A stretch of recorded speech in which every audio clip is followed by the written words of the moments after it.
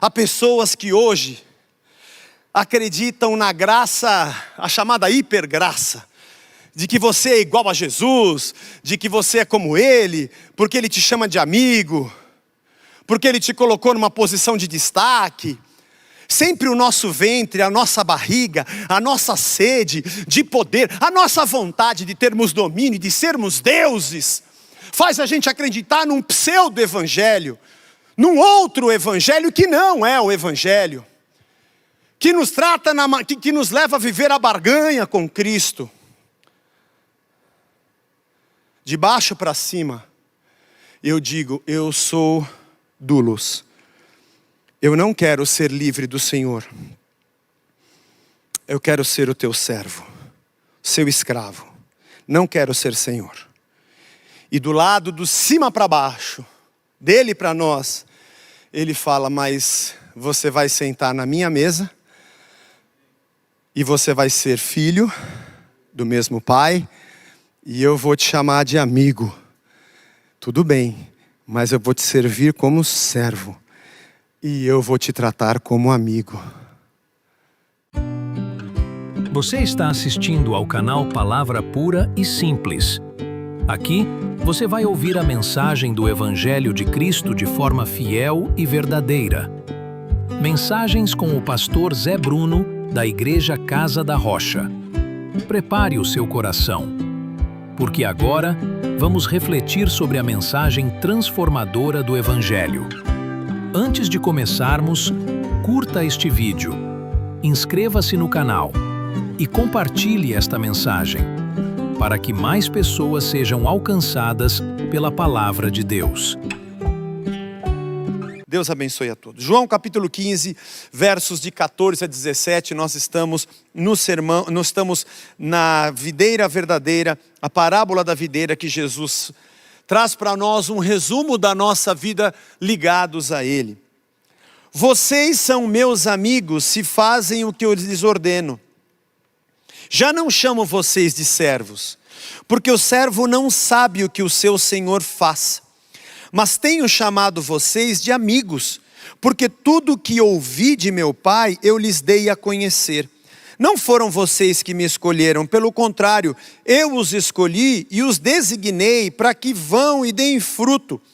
E o fruto de vocês permaneça, a fim de que tudo o que pedirem ao Pai em meu nome, eu lhes conceda. O que eu lhes ordeno é isso, que vocês amem uns aos outros. Eu quero só destacar uma coisa nesse trecho. O verso 14, que é o primeiro que nós lemos nesse trecho, o trecho de hoje diz assim, vocês são meus amigos se fizerem o que eu vos mando. Vocês são meus amigos se fizerem o que eu vos mando. Aliás, perdão irmãos, os números estão me atrapalhando. O versículo 12, me perdoe. O versículo 12, que não é o tema de hoje, foi da semana passada, me perdoe. O versículo 12 diz, o meu mandamento é esse, que vocês se amem uns aos outros. E o verso 17, é isso que eu ordeno, que vocês se amem uns aos outros. O verso 12 e o verso 17, Jesus começa e encerra um assunto dentro de uma perspectiva. A perspectiva do amor, que começamos a falar semana passada, e vamos continuar hoje encerrando no verso 17. Senhor, nos abençoa e fala ao nosso coração nesta manhã, através da Tua palavra, e o Teu santo evangelho nos edifique e nos dê vida em Cristo. Amém. Amém. Falamos a semana passada sobre nos amarmos uns aos outros, mas agora no verso 14, Jesus começa dizendo alguma coisa que a princípio parece muito antagônica. Porque Jesus veio como um servo. Ele diz em Mateus 20, 28, eu não vim para ser servido, eu vim para servir e dar a minha vida em resgate de muitos. Foi o que o próprio João relata no seu evangelho, quando João Batista vê Jesus e diz, eis o Cordeiro de Deus que tira o pecado do mundo. Apesar de ser o Rei dos Reis e Senhor dos Senhores, ele é anunciado como um cordeiro que vem ao sacrifício. Ele é anunciado como alguém que se entrega. João capítulo 10, versos 17 e 18, se eu não me engano, citamos semana passada, quando Jesus diz: por isso o Pai me ama, porque eu dou a minha vida para reavê-la. Ninguém a tira de mim, eu espontaneamente a dou. Eu tenho poder para dar e para reaver, esse mandato eu recebi de meu Pai. Jesus veio como servo, a palavra servo é a palavra doulos, que quando você traduz para servo a palavra grega, nós temos diferentes palavras gregas. Preciso me lembrar agora que não foi o tema de hoje sobre servo. Não me lembro agora se ergates é para isso. Mas enfim, eu já fiz um estudo sobre isso aqui na igreja, sobre os servos. Hiperetes, se eu não me engano também. Mas a palavra que Jesus usa, que demonstra a sua condição e a nossa, é a palavra doulos. A palavra doulos é a palavra escravo. Mas não é apenas um escravo comum. A palavra escravo aqui, doulos, ele é o escravo dos escravos. Todo doulos tem um Kyrios, porque Kyrios é Senhor. Mas seria possível que alguém que fosse servo de alguém e tivesse um senhor a quem ele servisse, e na sua casa tivesse um servo que lhe servisse. Ou seja, alguns tipos de servos poderiam ser ao mesmo tempo servos em uma situação e senhores em outra. Mas o doulos é o servo dos servos. O doulos é aquele que nunca será senhor. Era a condição mais baixa do serviçal. Tanto é que se alguém visse um doulos, perguntaria: quem é o seu Kyrios? Tem alguém que é o seu dono, tem alguém que te comanda e tem alguém que tem a posse do seu trabalho e da sua própria vida. E Jesus se coloca como esse servo nas mãos do Pai. E quando fala sobre o nosso serviço, ele fala sobre essa nossa escravidão. Nós somos doulos de Cristo. Nós nos entregamos para sermos escravos. Mas é interessante nesse texto de João, que Jesus diz: eu já não chamo vocês mais de doulos, eu chamo vocês de filhos, eu chamo vocês de amigos, porque vocês fazem o que eu vos mando. É o que diz o verso 14. O judeu sabia muito bem o que era isso, parece um texto antagônico, mas ele nos manda ser doulos e sermos servos dele, e agora ele nos chama de amigos. Na cabeça do seu público judeu, quando Jesus disse isso, eles sabiam o que isso significava, mas de um outro jeito. Claro, todo escravo, ele tem que fazer o que o seu senhor ordena, para o seu senhor ficar feliz. Muito bem, você fez o que eu pedi.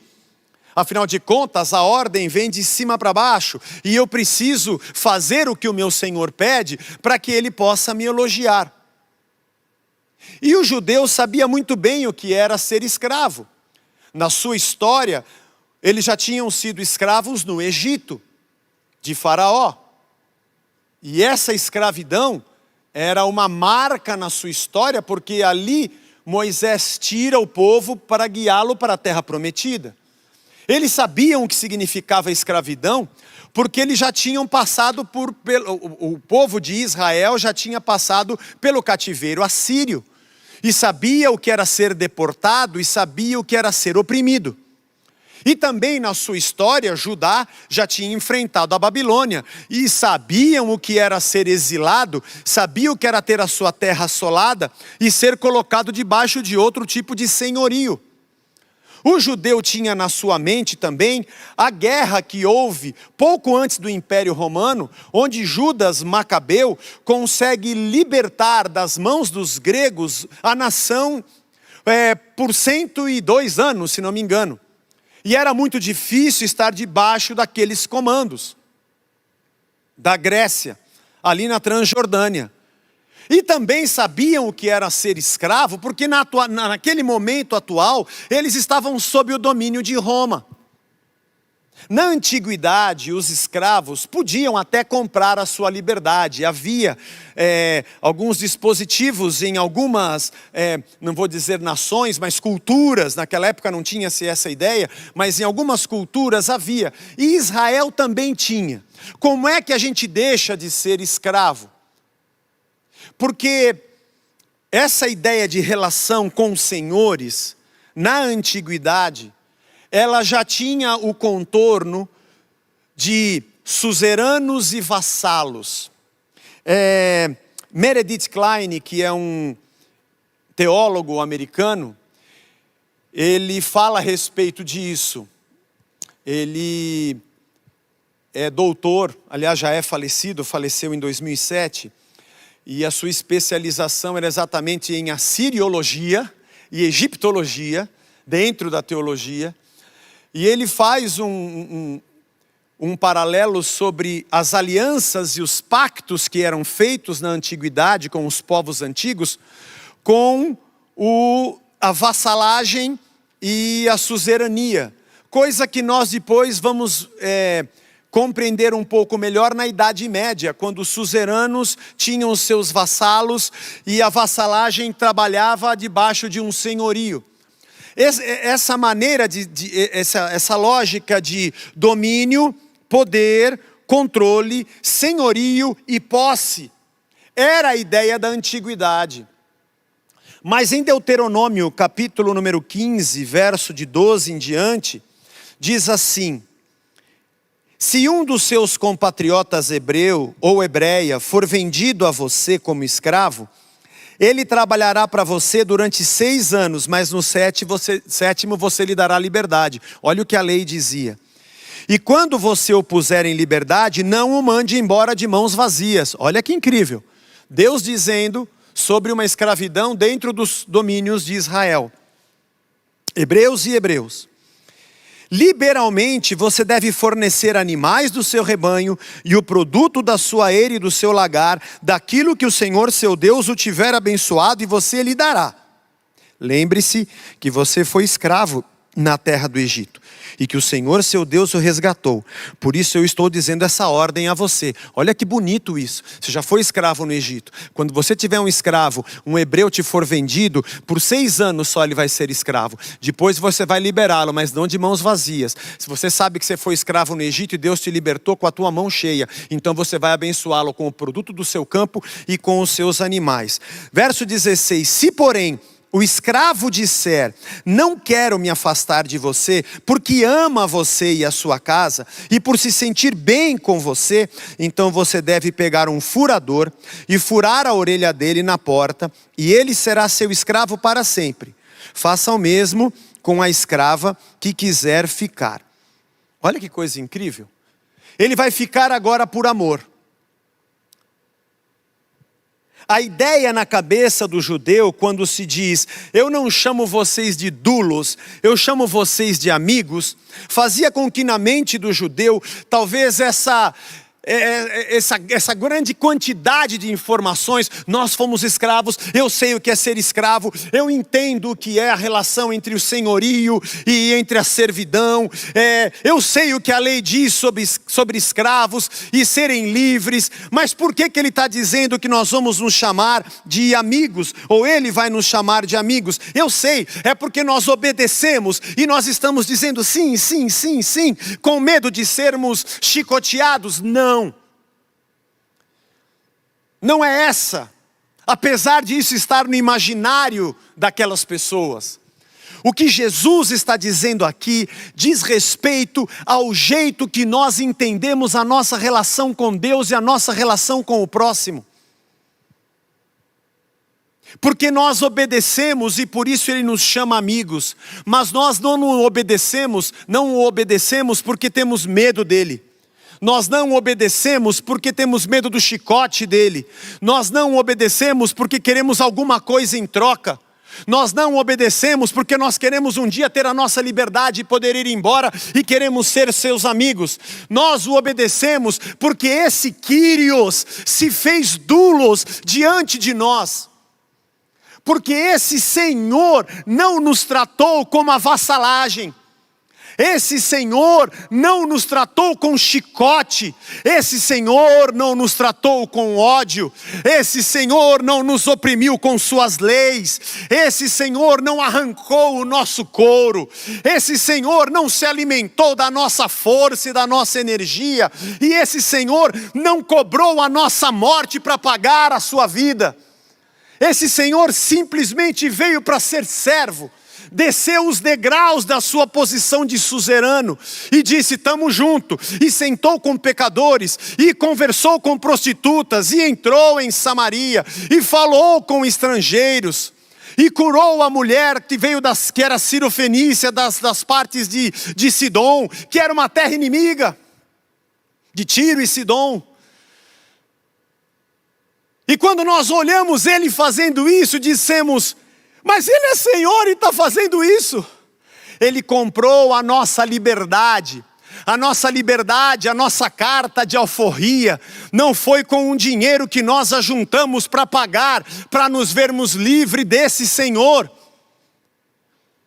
Ele mesmo pagou o preço na cruz pela nossa morte e disse: agora vocês estão livres. E nós dissemos: mas eu não quero ser livre. Eu quero ser doulos desse Quírios que se fez doulos. Eu quero me entregar de coração porque eu o amo. Eu quero ser servo dele. Não porque eu tenho medo dele. Não porque as suas ordens me oprimem. E não porque ele tem domínio sobre minhas ações. Porque ele me deu liberdade. Eu faço o que ele deseja porque eu o amo. E o verso 7 que nós já estudamos aqui, Jesus disse: se as minhas palavras estiverem em vocês e vocês estiverem em mim, esta relação de obediência não é uma relação legalista, é uma relação de uma nova ontologia, é a relação de um novo ser, de uma nova mente, de um novo coração. Eu faço o que ele quer, não porque eu tenho medo, é porque o que ele quer agora habita dentro de mim, é porque eu estou ligado na videira, é porque o verbo que é o próprio Cristo e a sua própria vontade está tomando espaço da minha, e eu vou sendo purificado a cada dia, e agora eu desejo o que ele deseja. A obediência não é medida de troca, não é a minha barganha. Faça o que o Senhor quer e Ele te dá o que você quer. O que eu quero é o que Ele quer. É por isso que eu chamo vocês de amigos. Mas eu sou o seu doulos. Mas eu chamo você de amigo. Mas eu sou o seu doulos. Mas eu chamo você de amigo. Há pessoas que hoje acreditam na graça, a chamada hipergraça. De que você é igual a Jesus, de que você é como Ele, porque Ele te chama de amigo, porque Ele te colocou numa posição de destaque. Sempre o nosso ventre, a nossa barriga, a nossa sede de poder, a nossa vontade de termos domínio, de sermos deuses, faz a gente acreditar num pseudo-evangelho, num outro evangelho que não é o evangelho, que nos trata, que nos leva a viver a barganha com Cristo. De baixo para cima, eu digo: eu sou doulos. Eu não quero ser livre do Senhor. Eu quero ser o teu servo, seu escravo. Não quero ser Senhor. E do lado do cima para baixo, dele para nós, ele fala: mas você vai sentar na minha mesa, e você vai ser filho do mesmo pai, e eu vou te chamar de amigo. Tudo bem, mas eu vou te servir como servo. E eu vou te tratar como amigo. Então fura a minha orelha, como diz a lei. Na porta, era na porta, para toda a vizinhança ver. E quando ele passasse com a sua orelha furada, todo mundo saberia. Ele é um escravo porque ele quer. Estava conversando com o Vagnão agora, antes de começar a nossa reunião, e falando como é que será que era a relação dos outros que eram escravos e estavam livres. Fala: você é tonto, você é bobo. Você é bobo. Porque se ele te libertar, Ele vai ter que te dar produto da terra, animais, e você vai começar a sua própria vida. Por que você quer continuar sendo escravo? Você é tonto. E esse escravo diria, é porque eu amo esse meu Senhor. Mais do que ter a minha terra, ou ter a minha vontade, ou ter os meus negócios, ou ter o meu dinheiro, eu quero ter a vida dele. Eu descobri que a vida é ele. O filho pródigo achou que estava em outro lugar a sua liberdade. E por isso ele pega a sua liberdade com o seu pai para viver a sua própria vida. Até que ele percebe que aquilo não é vida e aquilo se acaba. Mas essa é a lógica da religião. Jesus diz assim, eu vos chamo amigos, versículo 15, porque o escravo não sabe o que o seu senhor faz. O senhor só manda, vai lá, busca isso aqui, faz tal coisa. E ele não tem que perguntar, ele só vai e faz. Mas Jesus disse, eu não. Tudo que o Pai tem me dito, eu tenho feito vocês conhecerem. Eu tenho compartilhado a vida.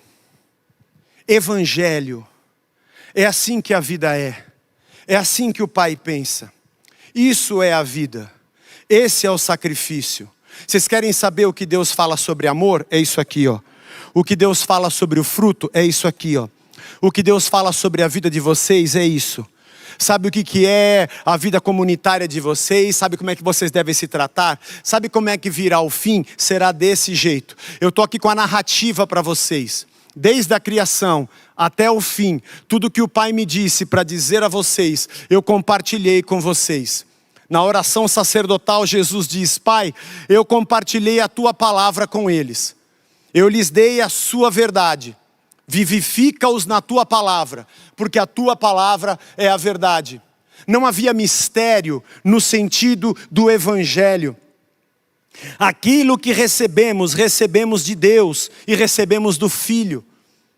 A Bíblia diz em Gálatas 4, de 1 a 7, digo, porém, o seguinte, durante o tempo em que o herdeiro é menor de idade, em nada difere de um escravo, mesmo sendo senhor de tudo, mas está sob tutores e curadores até o tempo predeterminado pelo Pai.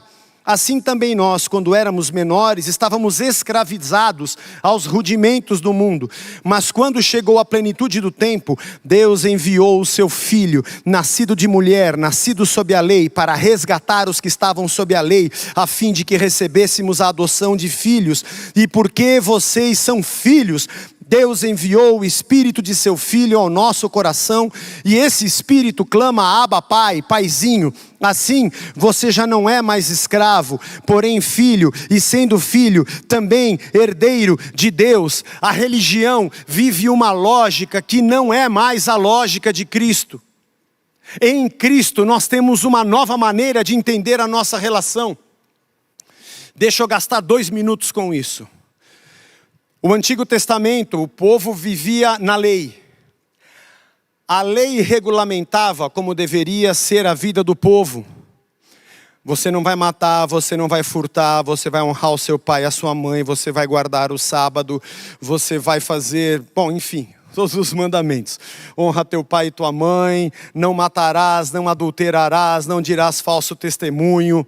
E mais, o livro de Levítico, cada pecado tem um tipo de oferta, tem um tipo de sacrifício. E você deve ir ao templo, quantas vezes você deveria ir, que tipo deveria ser a oferta por qual tipo de pecado, quando tivesse lepra, quando tivesse enfermidade, como deveria se aproximar do sacerdote, quando o seu boi entrasse na plantação do outro, como é que deveria ser cuidado, você deveria ler a lei, tem de tudo lá. A vida do ser humano, do judeu, estava ligada àquela lei. Mas a lei também regulamentava a vida do sacerdote. Como seria a sua linhagem a partir de Arão? Como era o seu serviço? Quais eram os ofícios? Desde o tabernáculo. Deixa eu tentar lembrar aqui. Os gersonitas. Eu não vou lembrar. Faz muito tempo. Os 3 filhos de Arão, as 3 descendências, que deveriam cuidar do tabernáculo, dos utensílios e do transporte e do serviço do templo. aqueles que desmontavam e montavam o tabernáculo, aqueles que carregavam, aqueles que cuidavam dos utensílios, aqueles que serviam dentro do templo. Havia suas funções e como elas deveriam ser, como deveria ser a unção do sacerdote, como deveria ser a passagem a transição de Arão para Eleazar, de Eleazar para Finéias e assim por diante. Mas a lei também dizia como deveria ser a vida do rei, como ele deveria governar, de que maneira ele deveria ser ungido, porque o rei também era ungido, o seu filho assumia a sua dinastia. Então olhar para a lei era o povo, o sacerdote e o rei olharem como eles deveriam viver. E fora do sistema dos reis que eram ungidos, e fora do sistema dos sacerdotes que eram ungidos, havia uma dinastia do rei, e havia uma sucessão sacerdotal. Fora do sistema se levantava o profeta, que vinha do nada, como foi Elias, Eliseu, Jonas, todos eles. Como Malaquias, que Deus levantou para pôr o dedo no nariz do sacerdote que estava pegando o que não devia ser pego. Como, por exemplo, o próprio Samuel, que era um sacerdote, foi dizer para Eli, o sacerdote, na posição de um profeta, que Deus faria juízo contra ele. Ou como Jeremias, que vem e fala ao rei que a Babilônia viria. E o profeta era aquele que alertava os dois poderes do sistema que eles estavam errados. Porque havia corrupção entre os sacerdotes, e corrupção entre os reis, e corrupção na relação. E havia uma distorção da lei. E quando o profeta se aproximava, ele vinha para dizer, não é assim, não é assim. Era perseguido. Queriam cortar o pescoço do profeta. Os pré-exílicos, os exílicos e os pós-exílicos. Profetas maiores e menores. Estude. Nós achamos que profeta é só o cara que tem a bola de cristal para adivinhar o futuro. Acho que isso é o que menos acontece. E o profeta sempre vinha como contraponto. Ele era aquele que desequilibrava o sistema corrupto que fugia da lei. E Jesus disse, quando vocês não conheciam a Cristo, é como se vocês tivessem uma herança e vocês ainda fossem pequenos e não poderiam tomar conta. Então tem um tutor. O tutor toma conta da riqueza enquanto você não pode, até que você cresça e seja maior. Lembra? Penélope Charmosa e o Silvestre Soluço, era ele que tomava conta da herança dela. Ela só não sabia que ele, na verdade, era o Dick vigarista, que queria matá-la para ficar com a herança. Esses desenhos evangélicos são maravilhosos. Porque enquanto Jesus está dizendo, vocês se fazem escravos, mas eu trato vocês como amigos e como filhos, havia uma lei antiga que dizia como é que o rei deveria ser e o sacerdote, mas eles se locupletavam dessa posição para oprimir o povo. Em Mateus 23, Jesus diz, ai de vós, escribas e fariseus hipócritas, vocês colocam peso sobre as pessoas e não querem remover nem com o dedinho. Vocês são falsos, limpam o exterior do copo e por dentro está tudo sujo. Vocês são como um sepulcro caiado. Por fora o sepulcro está bonito, mas lá dentro tem um corpo apodrecendo. Vocês visitam as viúvas para fazer orações e vocês devoram a casa delas. E em Lucas, no capítulo 16, verso 16, Jesus diz, a lei e os profetas, leia comigo, o que disse Jesus, Deus disse, a lei e os profetas duraram até João Batista. Desde esse tempo, o evangelho do reino vem sendo anunciado e todos se esforçam para entrar nele. Eu estou propondo para vocês uma outra relação. Não é mais a relação dos suzeranos com os vassalos. A lógica da religião, do domínio, dos fariseus que colocam 613 interpretações da lei para manter vocês debaixo deles. A lógica dos saduceus que fazem o comércio da religião. Jesus vem e vira essas mesas para dizer, essa lógica funcionou só até João Batista.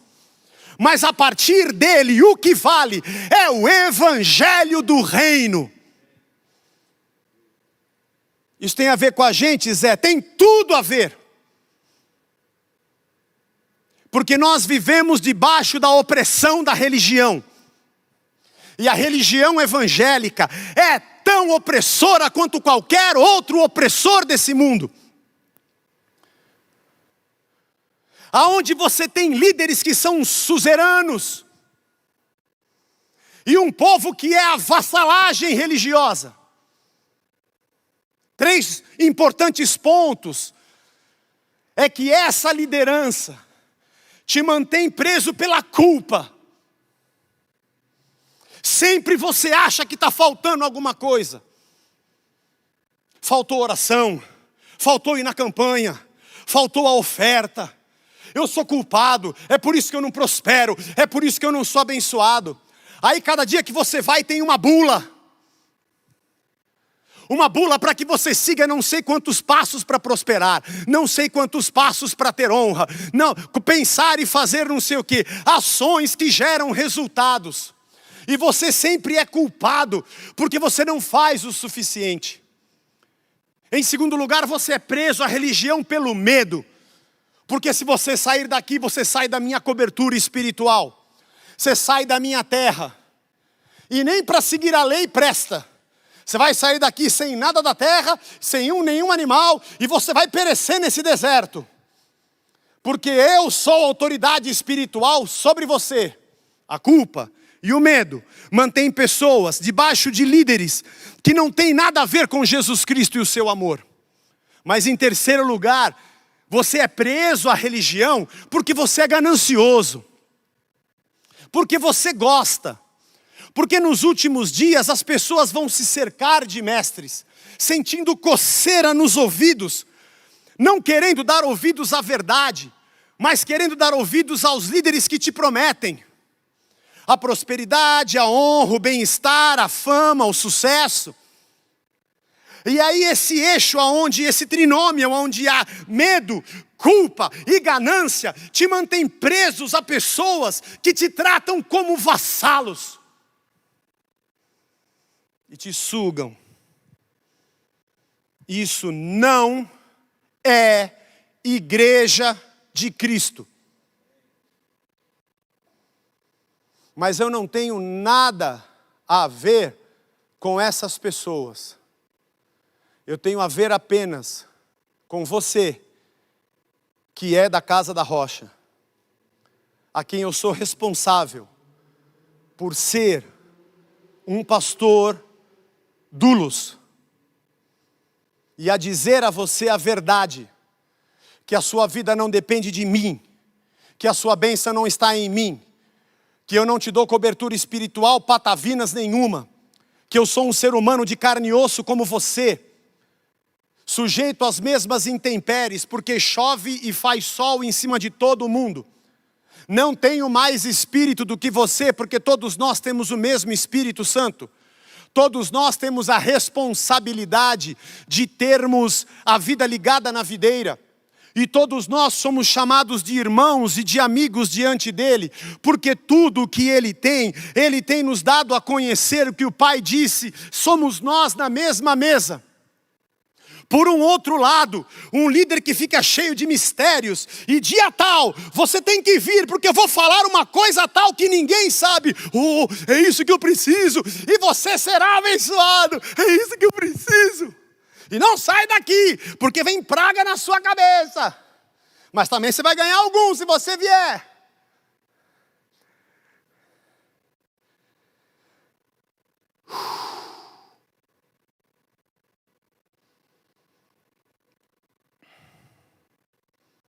Eu não vou falar o que eu pensei.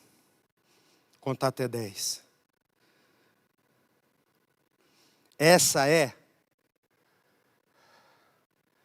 a caca da religião. Essa é a porcaria da religião. Que aparentemente,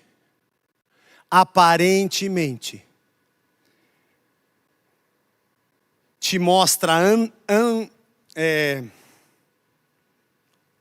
te mostra emancipado, mas não liberto. Você canta, pula, fala de uma nova vida, mas você é escravo. Que você escolheu pela sua ganância. E que você serve porque você quer. E você carrega a culpa por causa dos suzeranos. Você tem medo de perder uma cobertura espiritual que absolutamente não existe. Que a única marca que nos cobre é o sangue do Cordeiro. E sem ela, nada de nenhum de nós somos nada. E é só dela que precisamos. E vivemos numa prisão. Pseudamente emancipados, mas ainda escravos. Evangelho é liberdade. Colossenses 1,13. Ele nos libertou do poder das trevas e nos transportou para o reino do seu Filho amado, em quem temos a remissão dos pecados. Há um reino de amor, o reino do Filho que se fez servo. E quando nos aproximamos para dizer somos escravos, Ele diz sim, vocês poderiam viver outra vida, mas a gente não quer. Então eu te chamo de amigo, e te chamo de irmão, e te chamo de filho. Evangelho da liberdade. Evangelho do amor. Evangelho sem domínios, sem amarras e sem visgos. As redes sociais hoje estão repletas de evangélicos que querem voltar à suzerania e à vassalagem. Evangélicos donos da verdade. Se você disser que votou em A, todo mundo que é do B vai querer te matar e vai te xingar. E se você disser que votou em B, todo mundo do B vai querer te matar e te xingar. Porque todos eles foram cooptados por ideologias e não se tratam como irmãos, mas sempre querem estar no pedestal dos vassalos, ou melhor, dos suzeranos, para tratar os outros como escravos.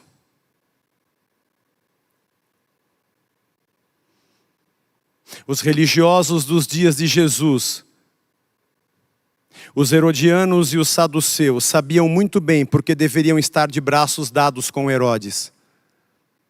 Porque o melhor caminho para que Herodes pudesse manipular aquele povo era através dos religiosos. E os religiosos deveriam distorcer a sua fé para obedecer às vontades de Roma. E o povo que se dane, enquanto nós arrecadarmos o que nós queremos.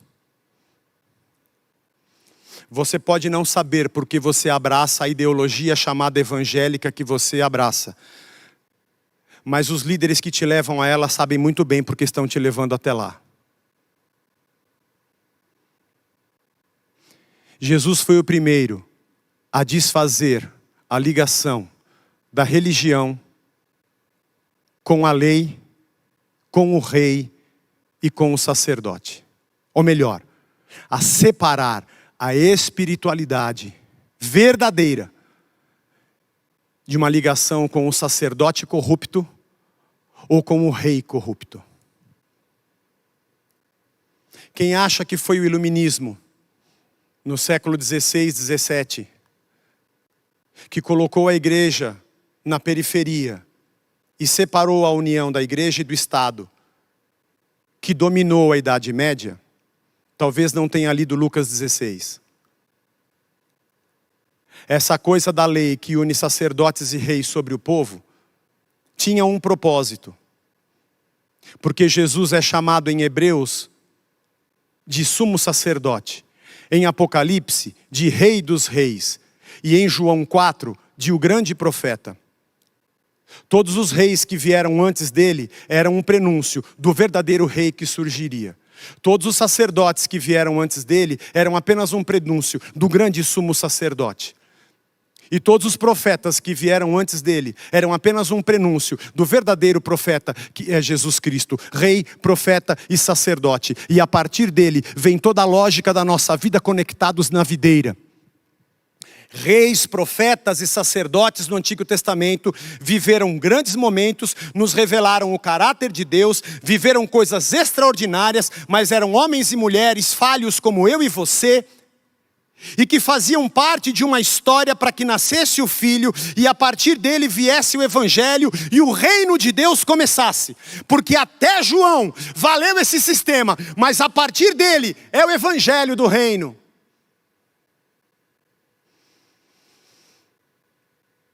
E Jesus diz no versículo 16: eu vos escolhi e vos designei para que vão e deem fruto. A criação de Deus é para que o homem seja frutífero. E dentro do homem existisse a vontade de Deus e ele reproduzisse na terra o que Deus lhe deu. Mas veio o pecado. E não podemos nos esquecer que mesmo que fosse um plano de Deus, reis, profetas e sacerdotes eram tão pecadores quanto eu e você.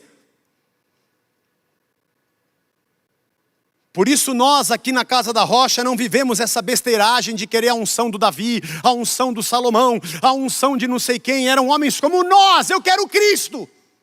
Eu quero o Evangelho do Reino. Por melhores e maiores os sinais que possam ter vividos, eles não eram Cristo. E a lei e os profetas vigoraram só até João Batista. Agora é o Evangelho do Reino. Eu designei vocês para irem. O verbo significa, vai embora, vai por essa terra. E deem fruto, verbo fero, que nós já falamos sobre ele, carregando os frutos. Senhor, eu estou aqui com você, o Pedro. Você me ama, Pedro? Eu te amo, Jesus. Então vai apacentar as minhas ovelhas, Pedro. Vai pela Judéia, Jerusalém, até os confins da terra, carregando os frutos de gente que está ligado em Cristo, não de gente que está ligada à religião. A religião é um lugar onde você paga o que nunca vai ter. E a graça é o lugar onde você tem o que você nunca conseguirá pagar. Porque Ele te deu de graça. Nossa missão e nossa eclesiologia, o jeito que vivemos, nossa maneira de sermos líderes e ministros, a maneira de tratarmos pessoas, seremos conhecidos pelo amor que tivermos uns pelos outros. E se eu vivesse no Brasil assistindo às postagens que eu assisto e leio, a última coisa que eu queria ser na vida era um evangélico, com tanto ódio, ganância, gritaria, donos da verdade, suzeranos, imperialistas. A última coisa que eu queria ser era um evangélico, que aliás é a última coisa que eu quero ser na minha vida.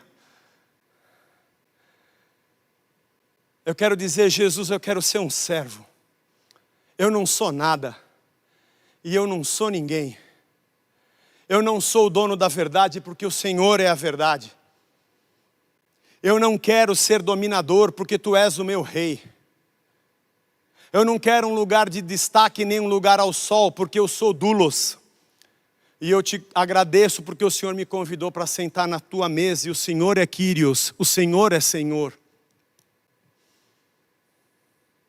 Eu não sou melhor do que ninguém nessa terra, eu sou um pecador como outro qualquer. Já tropecei, já levantei, já errei e já acertei. E eu não tenho garantia de que eu vou ser perfeito, porque no mundo nós, além de termos aflições, lutamos ainda contra o pecado. Mas uma coisa eu sei, eu quero estar ligado na videira, e eu quero conhecer o Evangelho do Reino. Prisão de suzeranos sobre vassalos, eu não quero nunca mais. E quando eu ministrar, ou for alçado a uma posição de destaque, enquanto muitos acham que eu cresci ministerialmente, como Cristo, eu vou descer os degraus para servir. Porque quem quiser ganhar a sua vida vai perdê-la. Mas quem estiver disposto a perder, vai achá-la. O Evangelho é um convite à morte. Bem-vindo à sepultura do seu velho homem. Espero que você tenha um novo nascimento, a partir de Cristo, e sejamos formados à imagem dele. Você que não é da casa e nos assiste, me perdoe se isso é contrário ao que você crê. Mas a minha responsabilidade é com essa galera que não está aqui e está em casa. Que Deus nos abençoe, queridos irmãos, de quem eu tenho uma saudade gigantesca. Que o Senhor te encha de graça. Mais uma semana passou, gente. Vamos embora. Está passando. Nós nunca imaginávamos, mas está passando. E como eu sempre digo, a gente só olha o dia que a gente vai poder estar junto de novo sem risco. E como isso vai ser maravilhoso. E que outro tipo de cristãos nós seremos. E o quanto essas palavras têm nos abençoado, nos ajudado. Vamos orar. Senhor Deus, muito obrigado. Porque a tua palavra nos fere. Ela é uma espada de 2 gumes que penetra e abre as nossas entranhas, separando a alma, os desígnios do coração da tua verdadeira vontade, da tua palavra que é a verdade. Continua nos abrindo de alto a baixo, Senhor. Continua nos rasgando pela tua palavra. Fazendo cada um de nós, olharmos para o espelho da verdade. Encarando o nosso pecado, nossa maldade, nossa injustiça, nosso desejo carnal e nossa religião dominadora. Eu quero estar ligado na videira. Obrigado porque o Senhor me chama de amigo, mas eu me entrego como um servo. Muita gente diz que eu sou tolo porque poderia estar livre disso, mas eu não quero. Eu quero te servir por amor. E o Senhor me designou para que eu ande por esse mundo, levando o fruto da tua transformação no meu testemunho e na minha vida. É isso que eu quero, com todos os meus irmãos que fazem esta mesma oração nesta manhã. Que o teu evangelho do reino nos transforme a cada dia e nos dê vida verdadeira. A ti toda a honra e toda a glória, em nome de Jesus. Amém.